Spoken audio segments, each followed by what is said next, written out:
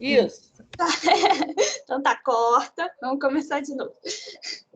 Bom, então a gente vai falar sobre as infecções do trato respiratório, tá? Nessa apresentação.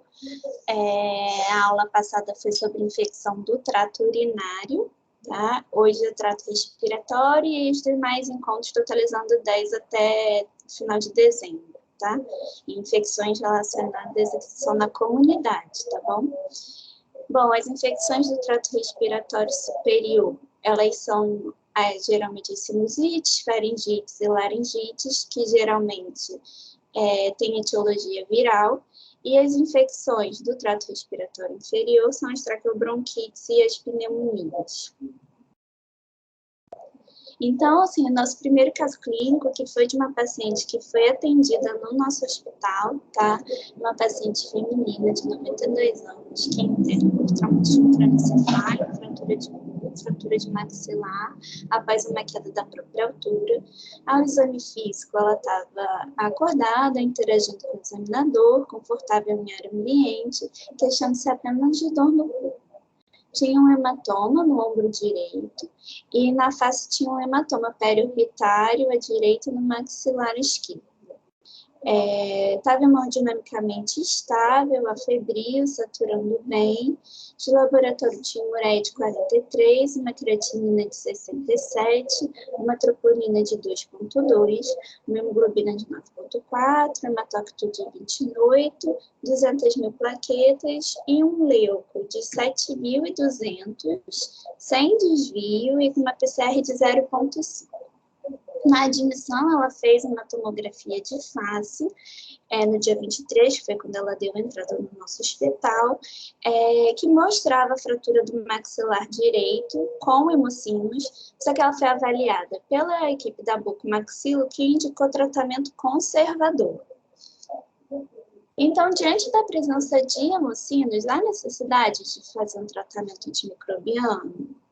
Não, em pacientes que têm fratura de face, mas que não têm indicação cirúrgica, já foi demonstrado por um estudo retrospectivo que avaliou 3 grupos de pacientes: aqueles que não fizeram nenhum antibiótico, aqueles que fizeram antibiótico com duração de 1 dia até 5 dias e aqueles que fizeram antibiótico por mais de 5 dias. E os desfechos que eles avaliaram foram infecção, mortalidade e efeitos adversos relacionados aos antimicrobianos. Em nenhum dos grupos teve infecção relacionada, em nenhum dos grupos foi observada mortalidade, e no grupo que fez uso por mais de 5 dias de antimicrobiano, teve um paciente que desenvolveu colite pseudomembranosa. Essa paciente fez uma cirurgia no punho para corrigir a fratura do punho, ficou no nosso hospital durante 4 dias, tá? Antes da alta, ela fez uma tomografia de crono de controle no dia 27, né, que mostrava que ainda tinha as fraturas de face, porque ela teve um tratamento conservador, mas o hemocino já tinha melhorado, que o sangue já tinha sido absorvido. E mesmo assim, ela foi de alta no dia seguinte, com orientação de completar mais 10 dias de Clavulin em casa, tá?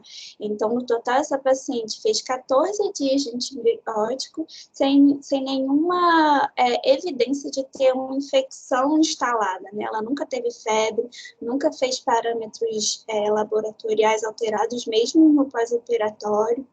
Então, a gente tem que repensar um pouco até a indicação e o tempo de antimicrobiano que a gente prescreve. Fazendo a revisão desse prontuário, né, para a aula, essa paciente até teve uma passagem pela emergência 2 dias depois da alta por conta de náuseas e vômitos, provavelmente relacionado ao Clavulin. E a orientação da emergência foi justamente suspender o antibiótico.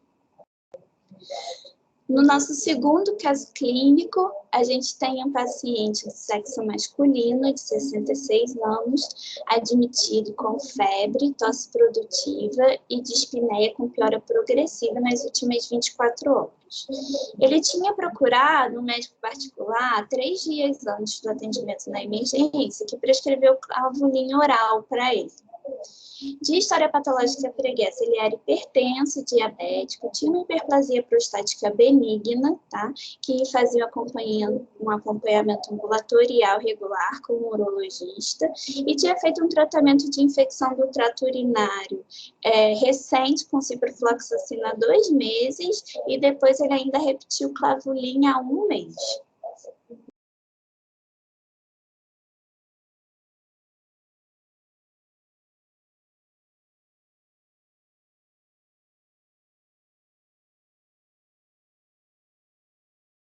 Isabela, sem som. Oi, tá mudo. Oi, voltou? Sim. Alô? Oi. Voltou. Tá. Voltou. Ao exame, ele estava lúcido, orientado, prostrado, desidratado, hemodinamicamente estável, tá? Um pouco taquicárdico, taquipneico e saturando em ar ambiente a 92. O aparelho cardiovascular sem alterações. De exame físico, ele tinha somente um murmúrio que estava reduzido, tá? No terço médio inferior do hemitórax esquerdo e tinha estertores crepitantes. No abdômen, ele estava doloroso, a palpação profunda e sem sinais de irritação peritoneal. Na gasometria, tá? Ele tinha uma hipoxemia, tá? De 88 no APO2, um lactato de 2,5. Um leucograma com 3.600 leucócitos, mais 28% de bastante. Uma ureia de 68, creatinina de 2,5, a glicemia descontrolada, né? E uma PCR de 19. Então, o que a gente vai fazer com esse paciente a partir do momento que a gente tem contato com ele, né? A gente tem que traçar 3 condutas, né? Definir o foco dessa infecção, definir... Oi? Alguém falou alguma coisa? Definir tem o microfone aberto aí. Definir se a gente vai internar ele ou não. E depois de definida se a gente vai internar ou não, a gente vai definir com que antibiótico que a gente vai tratá-lo. Se a gente vai fazer uma antibiótico terapia para ele para casa oral ou uma antibiótico terapia parenteral.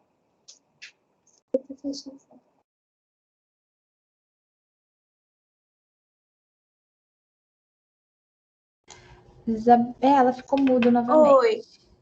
Voltou. Oi. Na nossa investigação do foco, nosso paciente tem um quadro pulmonar, né, pelo exame físico. A gente, para investigar o foco, a gente tem três critérios de imagens que a gente poderia utilizar. O raio-x de tórax, sempre solicitando PA e perfil, ele é bom porque ele auxilia no diagnóstico, na extensão da lesão, avalia complicações e ajuda no diagnóstico diferencial. E um paciente que interna, é obrigatório ter uma radiografia de tórax, tá? Até pela facilidade desse exame. O ultrassom de tórax é um exame que tem uma maior sensibilidade, ele é útil em pacientes gestantes por conta da radiação, né, do raio-x e da TC, que fica mais difícil de fazer, e até em pacientes acamados, porque o raio-x no paciente acamado a gente às vezes não consegue posicionar o paciente direito. Ele é útil, né, para orientar as funções guiadas, né, principalmente de complicações, como derrame pleural, só que a grande limitação dele é tanto a disponibilidade do aparelho, quanto o treinamento médico para a realização desse exame.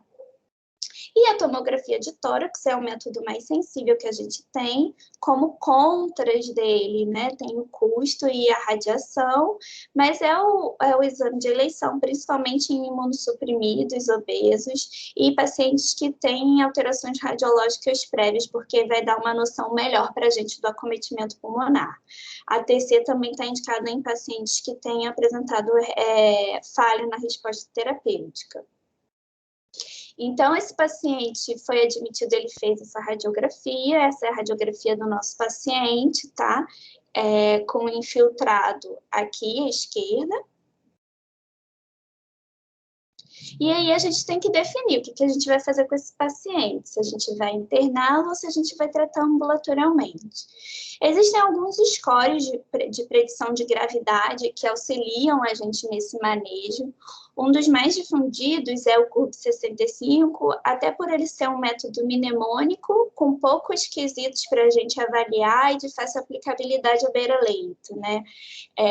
O CURB, né, de método mnemônico, né, o C é de nível de consciência, o de ureia, o R da frequência respiratória, o B da pressão, né, do inglês bloodstream, e 65 a idade. Então, cada item desse pontua um ponto.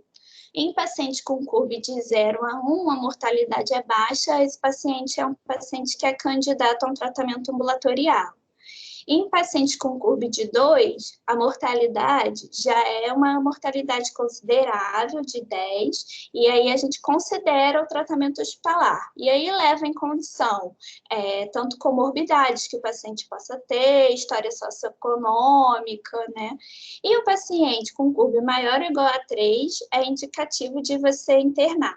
Se ele vai para UTI ou para quarto, a gente vai definir também pelo próprio CURB, paciente com 4 e 5 a gente encaminha direto para a UTI, tá? A grande crítica é que o CURB de comorbidade, ele não avalia muito bem a comorbidade. Se fosse um paciente, por exemplo, hepatopata, talvez tivesse indicação de internar em CTI, num CURB de 2, tá? E aí, então, vamos voltando lá para o nosso caso clínico. O nosso paciente, ele estava vigil, a ureia dele era 68, ele tinha 34 incursões respiratórias por minuto, a pressão dele estava 110 por 85 e ele tinha 66 anos. Então, ele pontuou nesses 3 quesitos.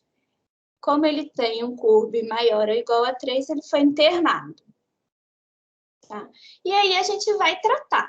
Só que antes da gente tratar, a gente tem que tentar coletar cultura desse paciente para a gente poder isolar um germe.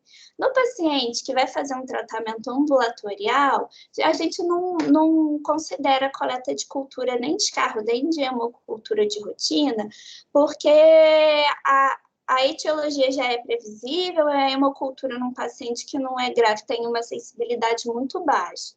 Mas todo paciente que vai internar deveria ter uma cultura de escarro, tá? Coletada, e aí a importância da equipe multidisciplinar, porque a gente tem que coletar esse escarro, e esse escarro tem que ter uma qualidade da amostra, a gente vê a qualidade da amostra pela contagem de leucócitos e de células epiteliais, uma amostra boa é considerada quando a gente tem mais de 25 leucócitos e menos de 10 células epiteliais por campo, então significa que esse material é um material profundo, e principalmente também naqueles pacientes que a gente vai fazer uma terapia que a gente não tem um antibiótico de fácil descalonamento para oral. Então, um paciente que a gente iniciou um tratamento com cefepime, um paciente que tem uma doença estrutural, pulmonar, que possa ser colonizado, é sempre bom a gente ter essa cultura de escarro para a gente guiar a nossa terapia. Então, o nosso paciente, no mínimo, ele teria que ter uma hemocultura e uma cultura de escarro coletadas, tá? O que ele teve foi hemocultura e urina, e aí a gente vai falar isso ao longo da apresentação. E aí, para a gente tratar, a gente tem que conhecer a etiologia da pneumonia bacteriana. O pneumococo é o patógeno que é responsável pela maioria dos casos, tá? 85% das pneumonias bacterianas são causadas pelo pneumococo. Então, no esquema antimicrobiano, a gente nunca pode deixar de cobrir esse patógeno. E depois, os outros micro-organismos que são menos comuns, Haemophilus influenza, Moraxella, Mycoplasma, Chlamydia e Legionella. Isso falando só de bactérias, tá, gente? Esses 3 últimos micro-organismos são conhecidos como os atípicos. E por que eles são atípicos? Porque eles não aparecem tanto? Não, na verdade, eles são atípicos porque eles não são coráveis ao método de Gram. O que dá a coloração do Gram é a parede celular das bactérias formadas por peptídeo glicano, tá? E o Mycoplasma, Chlamydia e Legionella, a parede celular não é formada por peptídeo glicano, tá? É formada de esterol. Então, não adianta você fazer um grão que você não vai conseguir visualizar. Por isso que eles são chamados de atípicos. E aí a gente precisa entender também o motivo do nosso tratamento. O beta-lactâmico, ele atua nessa parede celular de peptídeo glicano, tá? Então, por isso que ele é um dos carros-chefes da nossa terapia. E não adianta eu dar um beta-lactâmico para tratar atípico, já que não tem o substrato do que o antibiótico vai agir. Então, a gente faz um macrolídeo, que é a azitromicina ou claritromicina, que atua na síntese do RNA, tá? Então, para a gente, no Hospital da Unimed, o que a gente recomenda é ceftriaxone com azitromicina. Por que eu não faço só azitromicina em monoterapia? Porque já existem muitos pneumococos resistentes à azitromicina. Em algumas séries, essa resistência chega a 20%. Então, é um número de resistência muito grande para a gente botar nossas fichas numa monoterapia, tá? Então, por isso que a gente faz ceftriaxone com o ácido. E por que a gente, no hospital da Unimed, optou por padronizar a azitromicina e não a claritromicina, tá? A azitromicina é uma droga que tem um conforto posológico melhor, tá? Ela é administrada uma vez ao dia. A claritromicina é de 12 em 12. É uma droga de depósito, então por isso que a gente pode fazer só 5 dias de antibiótico, que ela ainda tem um tempo para agir depois desses 5 dias. E ela tem um efeito imunomodulador melhor do que a claritromicina. Então o paciente, em teoria, desinflamaria mais rápido. Nos pacientes que são alérgicos a beta-lactâmicos, a gente recomenda as quinolonas respiratórias.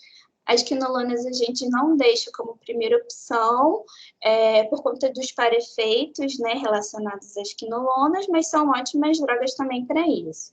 E a gente tem as quinolonas respiratórias, que são levo e o moxifloxacino. O ciprofloxacino não é considerado uma quinolona respiratória, e a gente não pode fazer ele para tratar empiricamente uma pneumonia comunitária, porque ele não tem ação contra pneumococo, tá?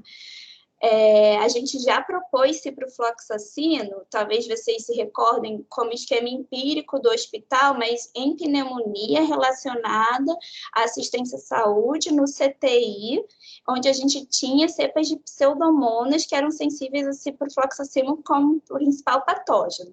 Mas o ciprofloxacino para pneumonia comunitária, a gente nunca recomendou por essa questão dela não cobrir o principal patógeno, que é o pneumococo. Bom, então, continuando o nosso caso clínico, né, a gente poderia fazer ceftriaxone ácido nesse paciente? A gente tem que reconhecer na história algumas informações que ele deu, que talvez ele não responda tão bem ao nosso esquema padrão, né?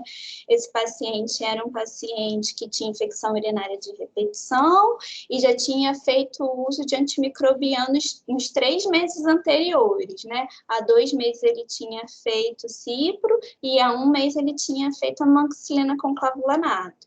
Então, a gente tem que saber reconhecer esses fatores de risco, como internação hospitalar em até 90 dias, uso prévio de antimicrobianos e nos últimos 90 dias, que é o caso do nosso paciente, imunossupressão, uso de bloqueador gástrico, hemodiálise ou colonização sabida por um multiresistente, para a gente guiar melhor essa terapia. Esse paciente foi iniciado tazocin com azitromicina, tá? Ele, em 72 horas de internação, apresentou melhora clínica, a hemocultura finalizou negativa e a urinocultura, que foi coletada na admissão, teve identificação de Escherichia coli muito sensível. Foi, então, solicitada uma avaliação da CCIH para descalonar esse tazocin para cefuroxima pensando em alta.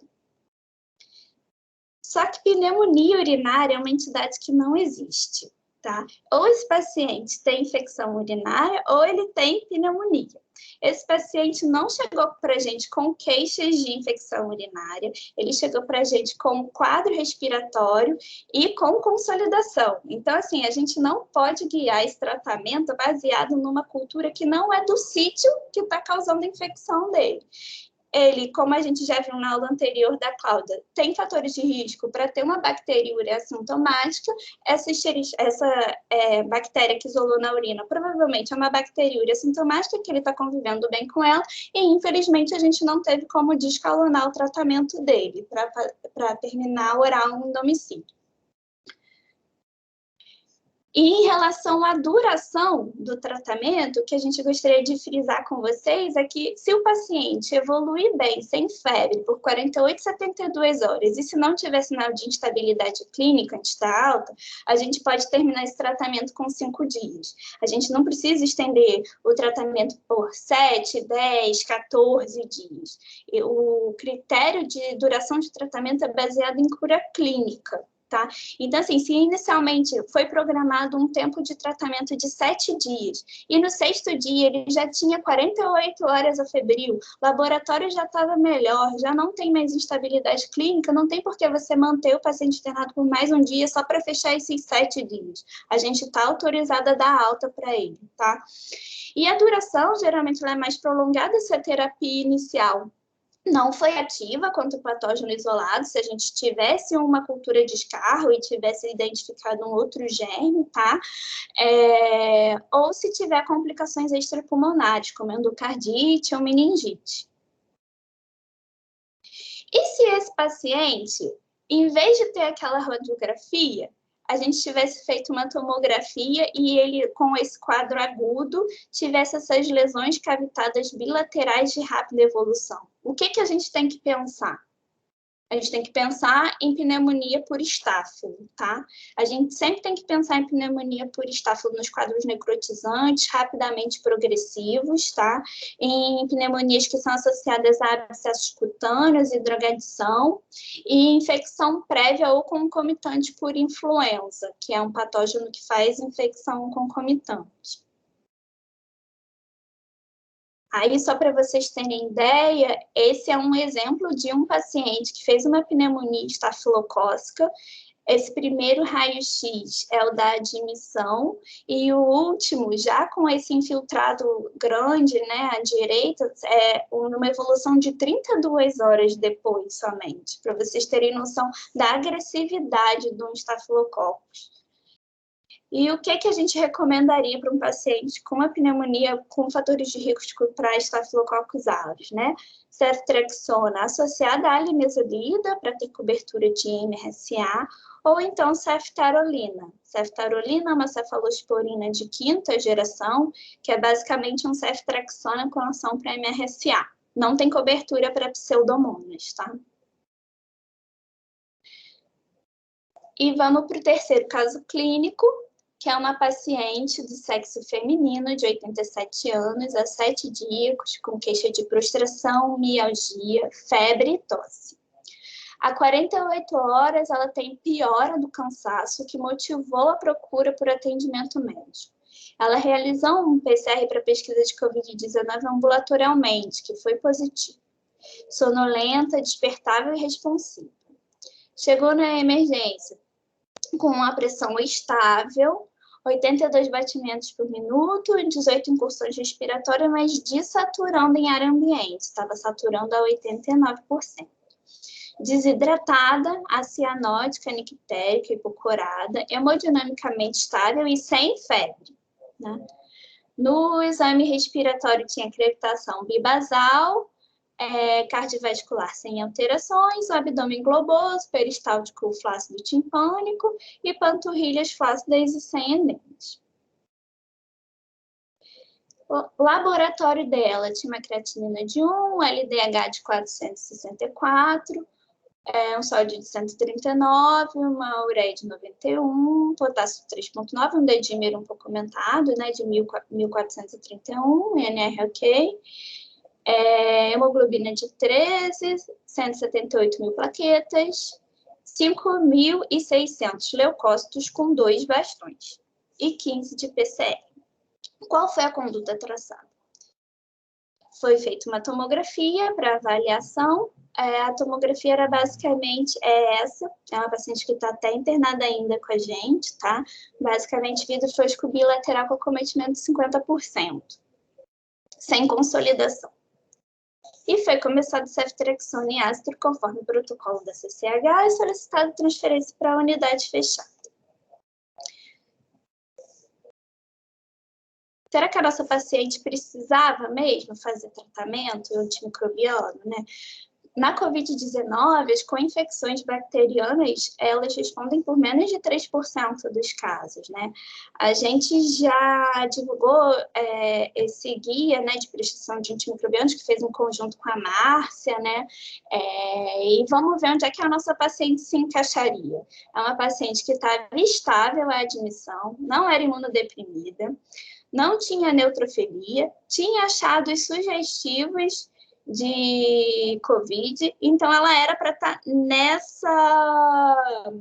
nessa coluna de não prescrever antibiótico, tá?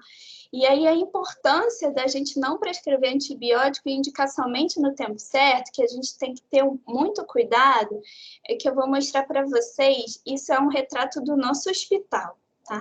A coluna azul é um número de internações por COVID-19 desde o começo da pandemia.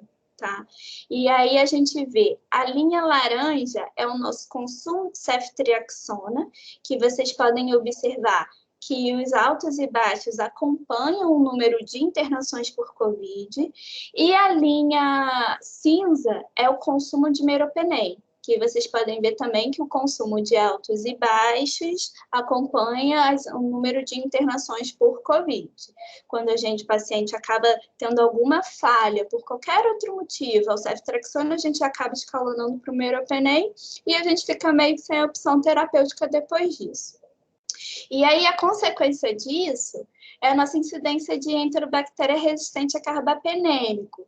Como a gente vê desde o começo da pandemia, o nosso consumo de meropenem aqui é o cinza, tá? Que é a mesma linha do gráfico anterior, e eu só plotei junto com a nossa incidência de enterobactéria resistente a carbapenêmico. Conforme o consumo foi aumentando, a nossa incidência de KPC foi aumentando também. Vocês veem que as curvas são mais ou menos as mesmas, né? Então, assim, é importante assim, a gente ter esse uso racional de antimicrobianos, principalmente em pacientes com doença viral.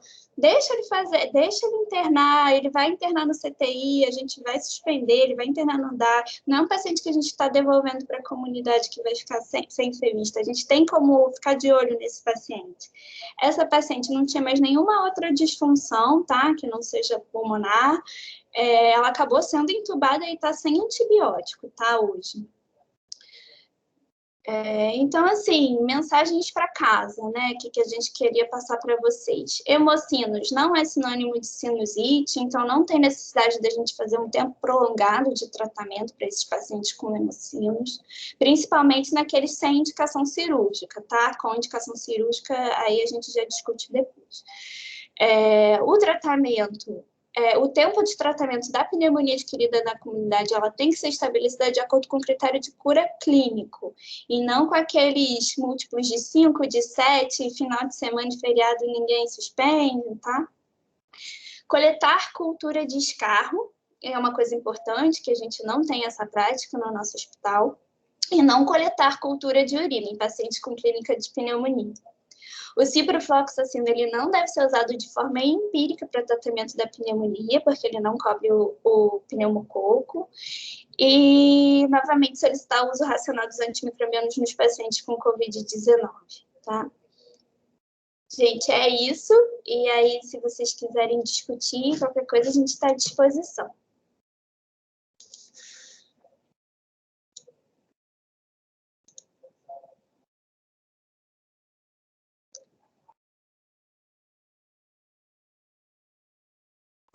Alguém tem alguma pergunta? Ah, tem uma mãozinha levantada. Calma aí.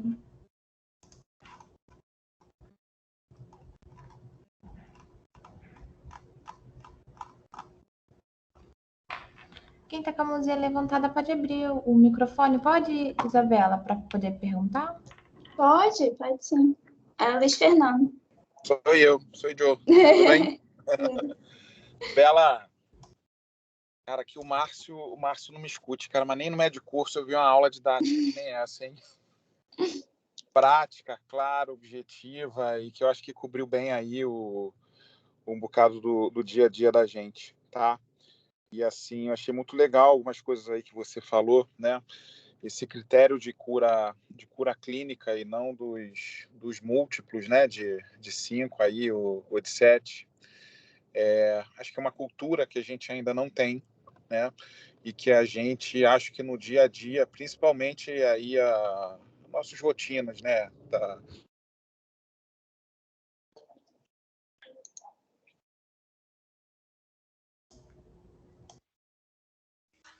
Caiu? Acho que ele caiu. Ficou Voltei. Voltou. Voltou. Cara, tem uma área de zona cinzenta aqui em frente ao downtown e ao PA.